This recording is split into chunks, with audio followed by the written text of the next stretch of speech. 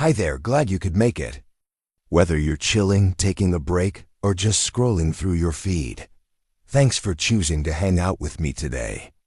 Now buckle up, because we're diving into some seriously interesting facts about Philippine history that you definitely don't want to miss. So let's talk about something rather remarkable: infrastructure that doesn't exist. Not in the metaphysical sense, mind you, but in the very literal sense of bridges that were never built, hospitals that were never constructed, and roads that remain gloriously unpaved despite the fact that someone, somewhere was definitely paid to build them. Welcome to the world of ghost projects. Now, a ghost project is essentially what happens when public money gets allocated for infrastructure, goes through all the proper bureaucratic channels, receives official stamps of approval, and then here's the interesting part: produces absolutely nothing. Or produces something so spectacularly substandard that one might reasonably wonder if it would have been better to have nothing at all. The formula is surprisingly straightforward. You start with a budget allocation. Then comes the procurement process, complete with bidding, contractor selection, and all the paperwork that makes government work so delightfully time-consuming. Next, there's supposed to be implementation, the part where actual construction happens. Finally, funds are disbursed, payments are made, and everyone goes home satisfied. Except, in the case of ghost projects, somewhere between approval and completion, reality takes an unexpected vacation. The Philippines, it must be said, has become rather accomplished at this particular phenomenon. This isn't due to any special Filipino talent for making things disappear, though that would be quite the superpower. Rather, it's the product of a perfect storm, a bureaucracy complex enough to confuse even those navigating it. Multiple layers of approval that create wonderful opportunities for things to go sideways. Monitoring systems that are, shall we say, somewhat relaxed. And enforcement mechanisms that occasionally resemble suggestions more than requirements. Think of it as a tragic game of telephone, except instead of a message getting garbled, it's hundreds of millions of pesos that somehow get lost in translation. Understanding how this happens requires looking at each stage where things can and regularly do go magnificently wrong. Because here's the thing about ghost projects: they're not actually mysterious. They're not the result of some inexplicable phenomenon or unfortunate cosmic accident. They're the predictable outcome of specific, identifiable system failures that occur in broad daylight, often with extensive documentation. Which is, one must admit, rather bold. Now, let's talk about how a perfectly good procurement system becomes a perfectly good corruption opportunity. And I do mean perfectly good with a certain degree of irony. Here's how it's supposed to work, the official version, the one they teach in public administration classes. First, you get budget approval. Simple enough.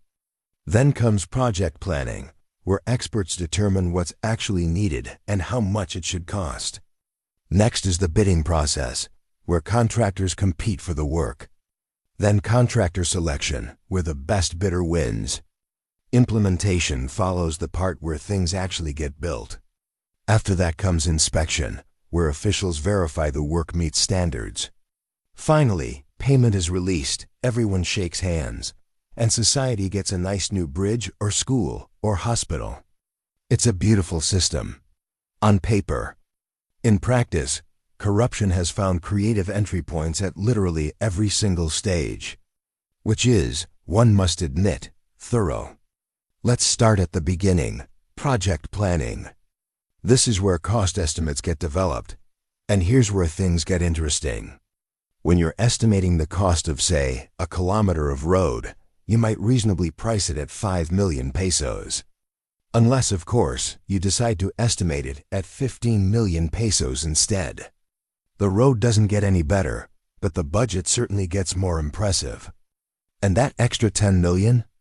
Well, it has to go somewhere. Then we arrive at the bidding process, which should theoretically be competitive and transparent. The key word here is should. Because if you write the technical specifications just right, if you require, for instance, a very specific type of cement that only one supplier happens to stock, or if you demand prior experience on projects that only one contractor has done suddenly, your competitive bidding process becomes remarkably uncompetitive. It's like organizing a race where only one person has the right kind of shoes. Contractor selection is where pre-arranged marriages become official. That contractor who is somehow the only qualified bidder. Congratulations, they've won.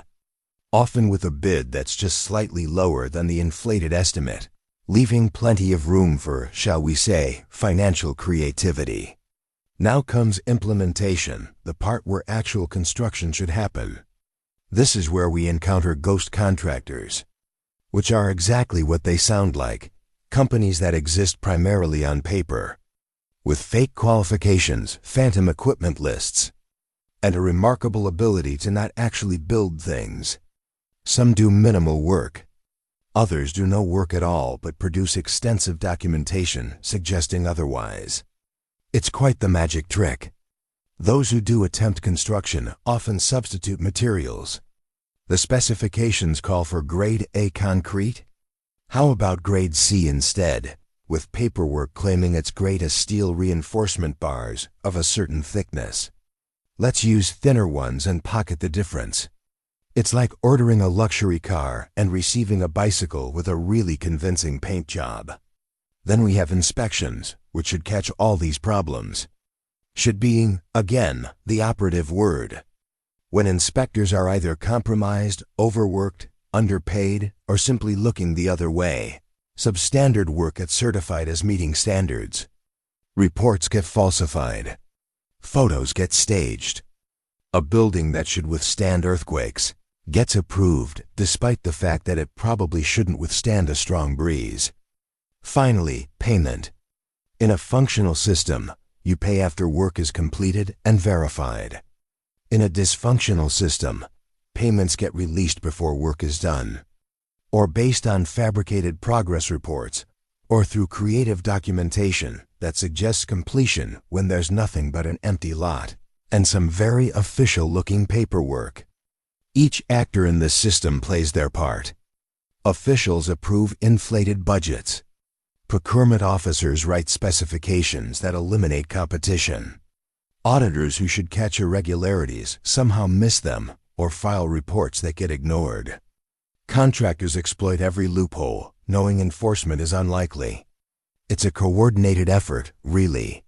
One might almost admire the teamwork if it weren't, theft. The remarkable thing isn't that corruption happens at one point in the process. It's that the system has vulnerabilities at every single point, and those vulnerabilities are exploited simultaneously. It's not a leak. It's a sieve. And the water? That's your tax money flowing right through. Let's follow the money, shall we? Because understanding ghost projects isn't complete until you understand exactly how public funds transform from legitimate budget allocations into private wealth. It's quite the journey. When the government decides to spend money on infrastructure, it doesn't just hand someone a suitcase full of cash, though that would certainly be more straightforward. Instead, money moves through a series of official channels with impressive names: obligation of funds, special allotment release orders, SARAs, notice of cash allocation, NCAs, and finally, actual payment releases. Each step has documentation, signatures, and official stamps. It's all very proper. In theory, this multi-step process creates accountability. Each transfer point is a checkpoint where someone verifies that everything is legitimate. In practice, these checkpoints become interception opportunities. Here's where it gets interesting. Instead of the money flowing from the Treasury to legitimate contractors to actual construction, it takes detours. Sometimes many detours. First stop, dummy non-governmental organizations. These are organizations that exist legally, have registration papers, maybe even have websites, but don't actually do much except receive government payments. They're essentially bank accounts with impressive letterheads. Funds get transferred to them for consultation services or community organizing, or other wonderfully vague activities that are hard to verify and easy to fake. Then we have shell corporations, which are like dummy NGOs, but with more layers. Company A receives payment from the government, then subcontracts to Company B, which subcontracts to Company C. And somewhere around Company D or E, the actual work happens or doesn't. Each layer takes a cut. And by the time you try to trace the money, you're navigating a corporate structure that resembles a maze designed by someone who really didn't want to be followed. Kickbacks are particularly creative. They get disguised as facilitation fees, consultation charges, or expediting costs. Someone in the approval chain receives, say, 30% of the contract value, helpfully deposited in an account that definitely isn't theirs. Officially, it might be their cousin's account, or their law school classmate's account, or an account belonging to a corporation owned by a foundation managed by a trust that eventually, if you follow the chain long enough, benefits them. It's like 6 degrees of separation, except with money and corruption. Let me give you a simplified example with nice round numbers. Say a project has a budget of 100 million pesos.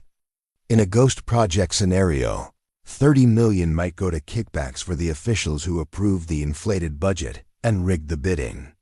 Another 40 million goes to ghost contractors who either don't exist or don't do the work. That leaves 30 million for actual construction, if you're lucky. And that 30 million often produces substandard work because corners must be cut to maintain profit margins after everyone else has taken their share. So you end up paying 100 million pesos for 30 million pesos worth of mediocre construction. This is not, by any reasonable standard, a good deal. Now let's talk about money laundering, because stolen funds need to be cleaned.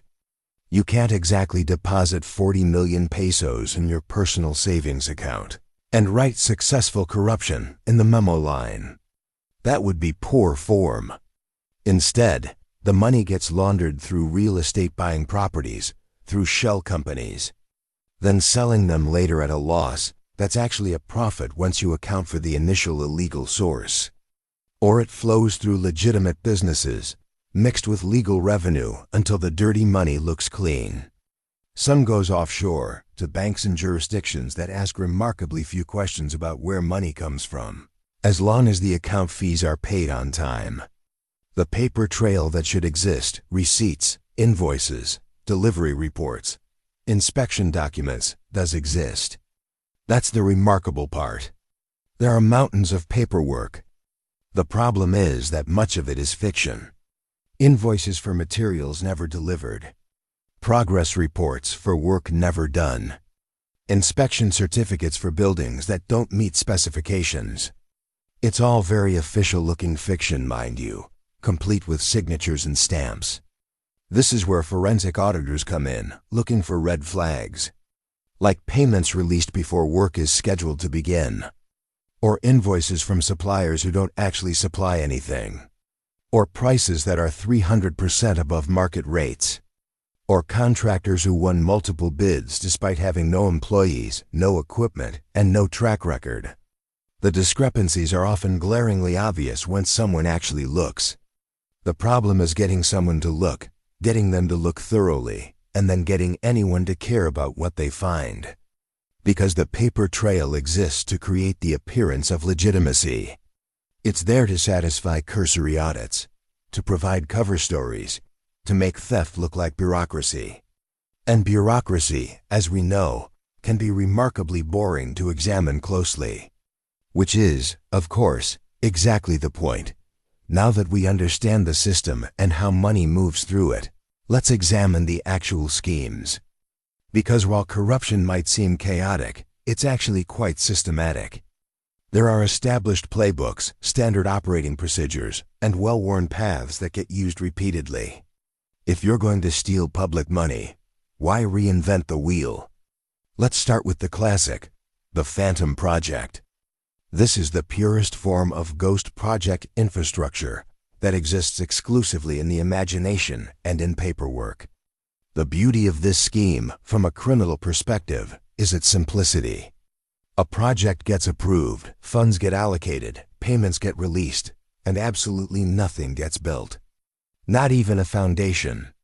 Not even a sign announcing future construction. Just an empty lot and a filing cabinet, full of very convincing documents claiming otherwise. Here's how it works. Someone identifies a remote location or a site where monitoring will be difficult. They create a project proposal complete with feasibility studies, environmental clearances, and engineering designs, all fabricated or copied from legitimate projects elsewhere. The budget gets approved. A ghost contractor gets selected through rigged bidding. Payments get released based on fake progress reports and staged photographs. Maybe they take photos of actual construction happening somewhere else. Maybe they Photoshop some equipment into an empty field. The creativity is almost admirable. The funds get divided among conspirators, the officials who approved it, the procurement officers who facilitated it, the auditors who signed off on it, and the contractors who collected payment for nothing. Everyone goes home satisfied, and the community that was supposed to get infrastructure gets nothing except maybe a commemorative plaque announcing a project that doesn't exist. Which is, one must admit, rather cheeky. Then we have the incomplete project. This one is slightly less brazen but equally effective. Construction actually begins, which creates the appearance of legitimacy. There might be a foundation poured, some walls erected, maybe even a roof frame. Then work mysteriously stops. The contractor cites unforeseen complications. Additional surveys are needed. There are budget shortfalls. Permits need renewal. Somehow, despite initial payments being released, the project never quite gets finished. What's actually happened is that initial payments were sufficient to satisfy the conspiracy. Minimal work was done to justify those payments, and then everyone involved moved on to the next opportunity. The result is a landscape dotted with skeletal structures, slowly deteriorating half-built schools, partial hospitals, incomplete bridges going nowhere. They're monuments to interrupted theft. Scheme 3, the substandard project. This is corruption for the detail-oriented.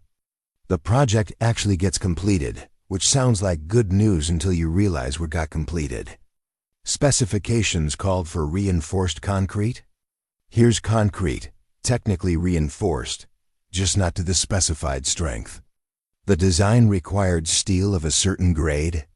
Well, here's steel of a different grade entirely, with documentation claiming otherwise. Paint should last 10 years. This paint will last 3, but the certificate says 10. The operational brilliance here is that the project looks finished. There's a ribbon-cutting ceremony. Officials take photos. The community celebrates. Everyone assumes the infrastructure will function as promised. It's only years later, when the building develops cracks, or the road deteriorates prematurely, or the bridge shows alarming structural weaknesses, that people realize they paid for quality and received mediocrity. By then, the responsible parties have long since moved on, and proving that substitutions occurred years ago becomes remarkably difficult. The financial mechanics are straightforward.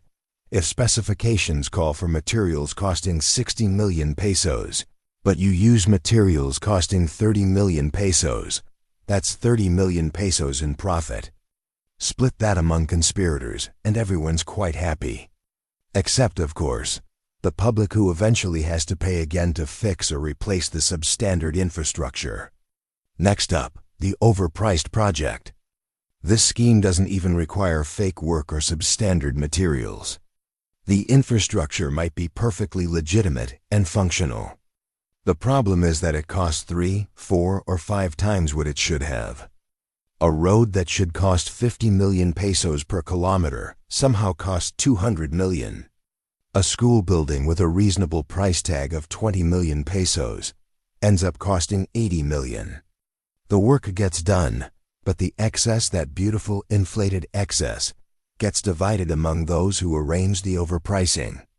This scheme requires coordination during the planning phase. Cost estimates get inflated dramatically. Bidding gets rigged so that all bidders quote similarly high prices, making the inflated costs seem like the market rate. Or perhaps only one bidder qualifies, and their price, however outrageous, becomes the only option. The project gets completed, the excess gets pocketed, and from the outside, everything looks legitimate. It's just inexplicably expensive. Finally, we have the perpetual project. This is corruption as a long-term investment strategy. A project that's approved with a reasonable budget and timeline. Construction begins. Then it slows down. Problems are discovered. Design changes are needed. Additional studies are required. Weather delays things. More funding is requested. Years pass. Sometimes decades. The project continues in a state of permanent incompleteness, generating budget releases and payments year after year, none of which actually bring completion any closer. Each budget release creates new opportunities for corruption. Each delay justifies additional consultants, revised designs, and supplemental contracts. The project becomes a perpetual money machine, generating returns indefinitely. It's the gift that keeps on taking. What's remarkable about all these schemes is that they require coordination. The Phantom Project needs officials to approve fake budgets, procurement officers to facilitate fake bidding, auditors to sign off on fake progress, and contractors to produce fake documentation. Each person in the chain depends on others maintaining the fiction. They're protecting each other because exposing the scheme would expose themselves. It's corruption as a team sport, which would be almost heartwarming if it weren't. You know, theft of public resources on a massive scale. And here's the thing. These aren't sophisticated financial instruments or complex criminal operations requiring expertise. They're just systematic theft with standard operating procedures, done repeatedly because they work. The complexity isn't in the schemes themselves, it's in the systems that allow them to succeed. Now that we've thoroughly depressed ourselves by understanding how ghost projects work and the damage they cause, let's talk about something more optimistic: how to actually stop them. Because while the problem is real and systemic, it's not unsolvable. Ghost projects succeed because of specific system failures, which means specific system improvements can prevent them. Let's build this framework in layers, starting before corruption can even begin. Prevention Layer 1: Pre-procurement controls. This is where you stop ghost projects before they start. It begins with genuine feasibility studies, not the rubber stamp variety that approve everything, but actual analysis asking whether a project is needed, whether it's technically viable, and whether the cost estimates are realistic. When someone proposes building a hospital, feasibility studies should include demand analysis, site assessments, and price comparisons with similar completed projects. If the proposed cost is 3 times what comparable hospitals cost elsewhere, someone should probably ask why. Realistic costing is crucial here. When estimates are prepared, they should be benchmarked against actual market prices and recent similar projects. If cement costs 500 pesos per bag in the market, a project budget shouldn't price it at 1,000 pesos per bag, unless there's a very good explanation involving, say, transport to a remote island. And that explanation should be verified. Then we have transparent bidding rules. Make specifications technical, not tailored to favor specific contractors. Publish bidding documents publicly, so industry observers can spot when requirements mysteriously favor one company. Require open bidding sessions where anyone can attend. It's remarkable how much corruption thrives in darkness and withers in light. Public disclosure is powerful. When project details, budgets, timelines, contractor selection, payment schedules are posted online for anyone to see, it creates accountability. Suddenly, local journalists can investigate. Civil society groups can monitor. Concerned citizens can ask questions. Transparency doesn't prevent all corruption, but it makes corruption significantly more difficult and risky. Prevention Layer 2. Implementation Monitoring. This is where we catch problems during construction. Physical inspection schedules are essential, not occasional visits, but regular documented site inspections. If a project claims 50% completion after 6 months, inspectors should verify that 50% of work is actually done. Not started, not planned, done. Community oversight is underutilized but powerful. The people who will use the infrastructure have strong incentives to ensure it actually gets built and built properly. Creating formal mechanisms for community monitoring, local oversight committees, regular public updates, accessible complaint systems turns beneficiaries into watchdogs. A farmer waiting for that road has much more motivation to verify progress than a distant bureaucrat processing paperwork. Photographic documentation helps too. Require geotagged, time-stamped photos at each construction milestone. Modern smartphones make this trivially easy. When contractors submit progress reports, they should include photos proving the work happened. These photos should be uploaded to public databases where anyone can verify them. It's hard to claim you built something when there's no photographic evidence it exists. Milestone-based. Payments shift risk appropriately. Instead of releasing large payments up front or on promised schedules, tie payments to verified completion of specific milestones. Foundation completed and inspected? Release that payment. Walls erected and verified? Release the next payment. This way, contractors don't get paid for work they haven't done, and they have incentives to actually complete each phase. Prevention Layer 3. Audit and verification. This is the final safety net. Regular commission on audit reviews should be genuinely rigorous, not perfunctory. Auditors need adequate staffing, training, and protection from retaliation. When they flag irregularities, those flags should trigger investigations, not get filed away and forgotten. Third-party verification adds independence. Having external auditors or engineering firms verify completion firms that weren't involved in the original project and have no relationship with the contractor creates an unbiased check. Yes, this costs money, but it costs far less than ghost projects. Citizen watchdogs are force multipliers. Organizations like the Bante Lansangan movement, which monitors public works projects, provide additional oversight. They can't inspect everything, but they can focus on high-risk projects and flag concerns to authorities. Empowering these groups with access to information and legal protections makes them effective. Whistleblower protections are critical. Many ghost projects get exposed because someone inside the system speaks up. But if speaking up means losing your job, facing retaliation, or receiving threats, most people stay silent. Strong legal protections for whistleblowers, including anonymity provisions, anti-retaliation measures, and even financial rewards for exposing corruption, encourage people to come forward. Now let's talk technology solutions, because the 21st century offers tools previous generations didn't have. Project tracking platforms can provide real-time updates on every infrastructure project. Citizens can log in, see current status, view photos, check disbursements, and report concerns. Everything in one transparent system.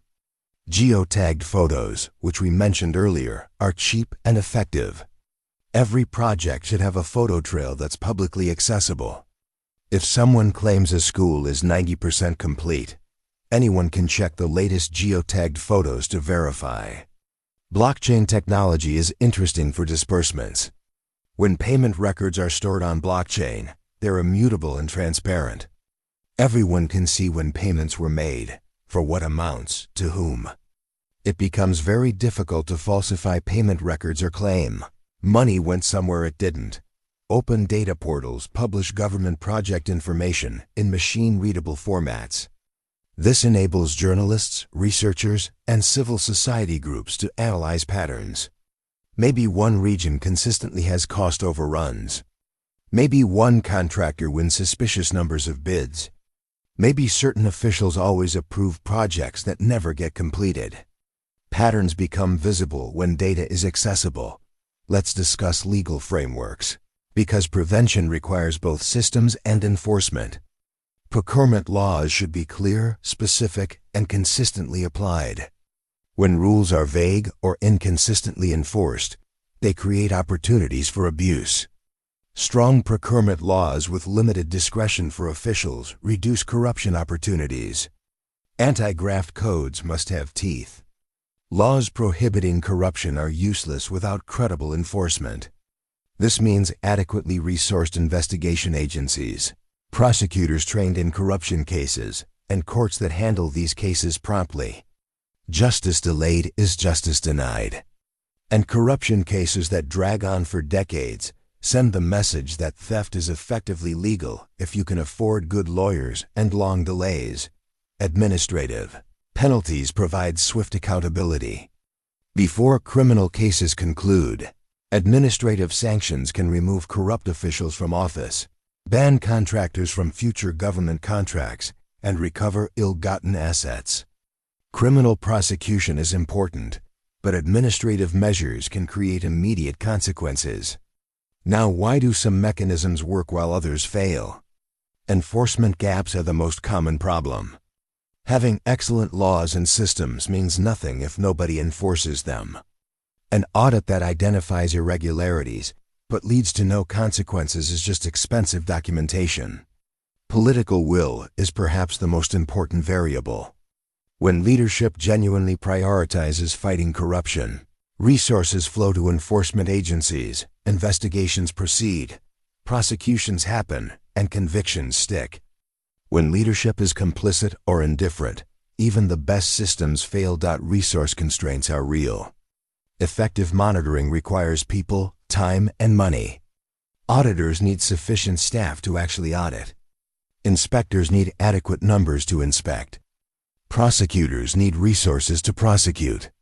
Under-resourced institutions can't do their jobs effectively, regardless of good intentions.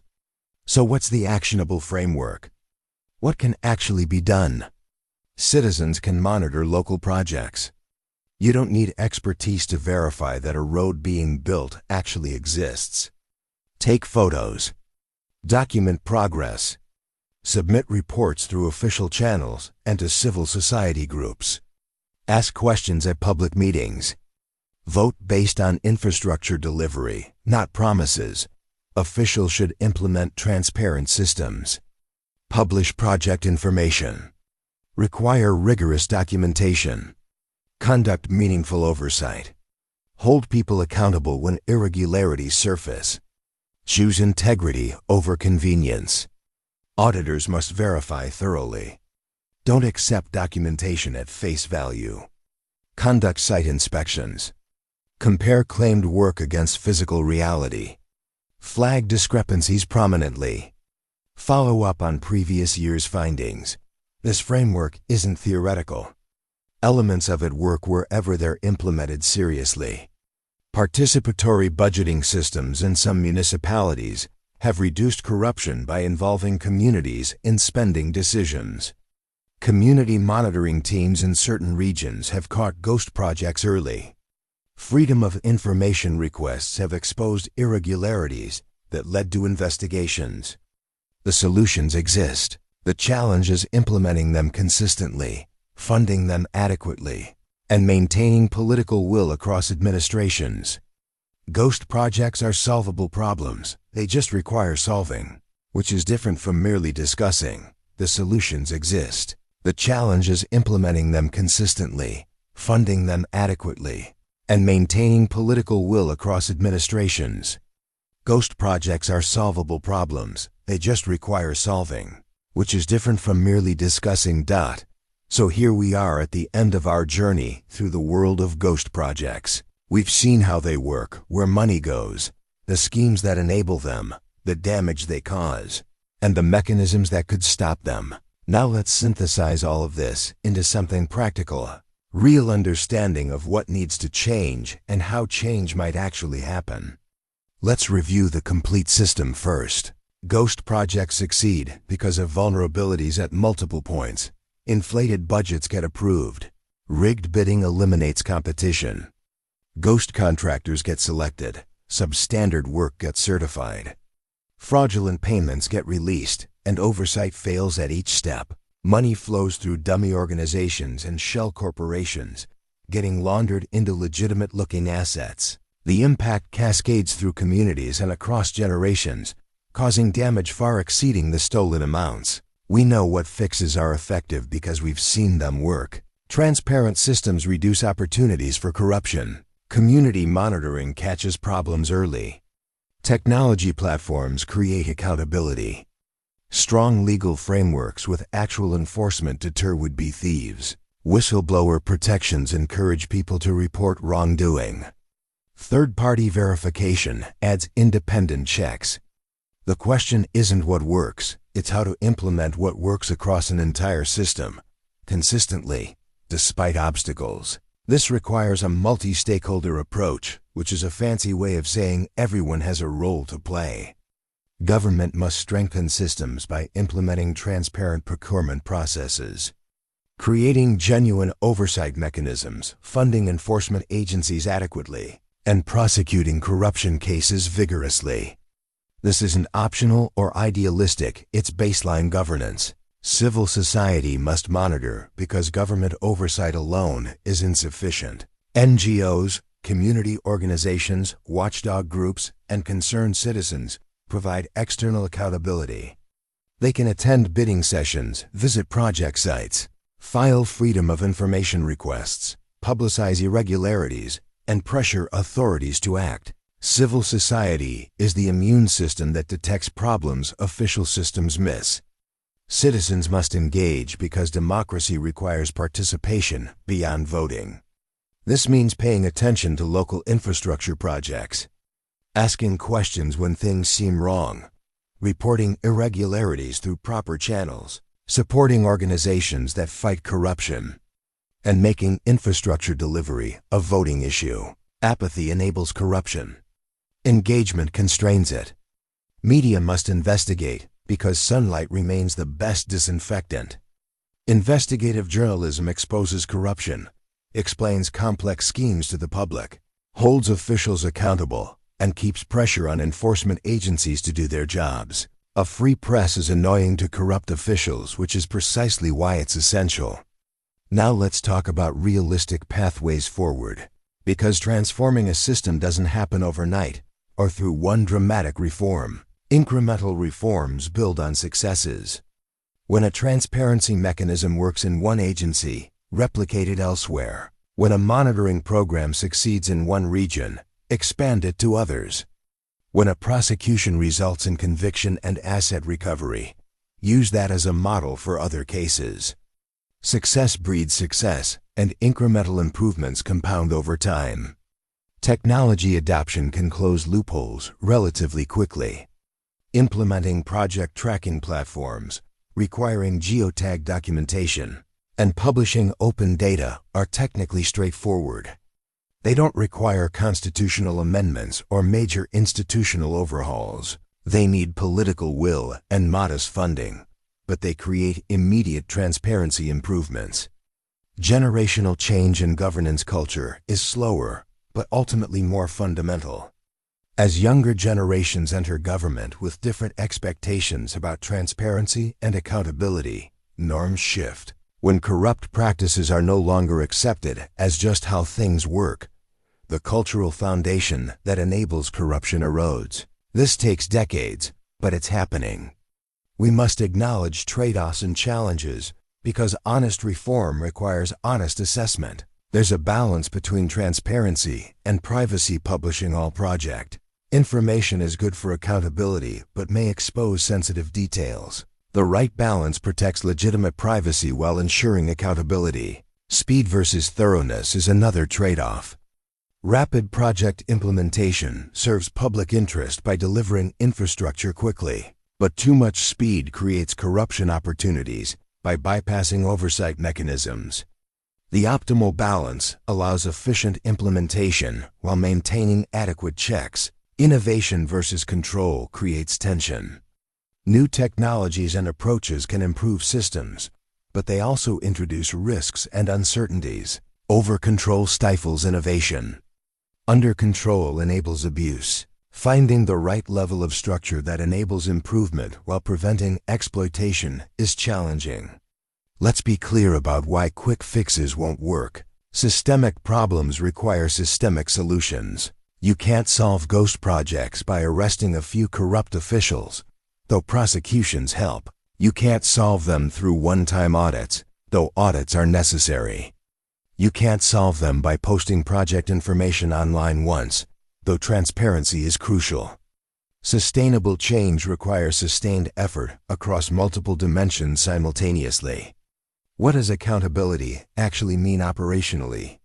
It's not a vague aspiration or empty rhetoric. Operational accountability means clear standards for what's expected, consistent monitoring to verify compliance, swift enforcement when standards aren't met, and transparent reporting so everyone can see results. Clear standards mean specific, measurable requirements, not deliver quality infrastructure, but concrete strength of 25 megapascals, verified by independent testing, with documentation provided within 7 days. Specificity enables verification. Consistent monitoring means regular, systematic checks, not occasional audits when someone complains. It means scheduled site inspections, routine document reviews, and continuous data analysis looking for anomalies. Swift enforcement means consequences happen promptly when violations are detected, not 5 years later after appeals and delays, but months later. Speed matters because delayed justice sends the message that violations are worth the risk. Transparent reporting means publishing outcomes publicly. How many projects were inspected? How many irregularities were found? What actions were taken? What was recovered? Without transparency, accountability is just performance theater. Here's what understanding the mechanics enables: meaningful participation. When you understand how procurement should work, you can spot when it doesn't. When you know what documentation should exist, you can demand it. When you understand how money should flow, you can identify when it's diverted. Knowledge transforms citizens from passive recipients of government services into active participants in governance. Ghost projects are solvable problems, not mysterious phenomena. They're the result of specific system failures that specific reforms can address. The mechanics of success are well understood. Transparency reduces opportunities for corruption. Monitoring catches it when it happens.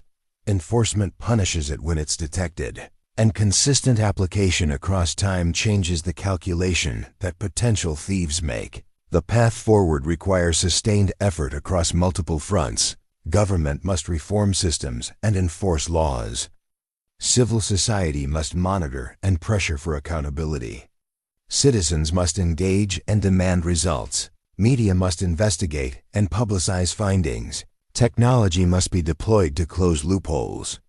Legal frameworks must be strengthened and applied. Resources must be allocated to enforcement. Political will must be maintained across administrations. This sounds daunting, and it is. Transforming a system entrenched over decades won't happen quickly or easily.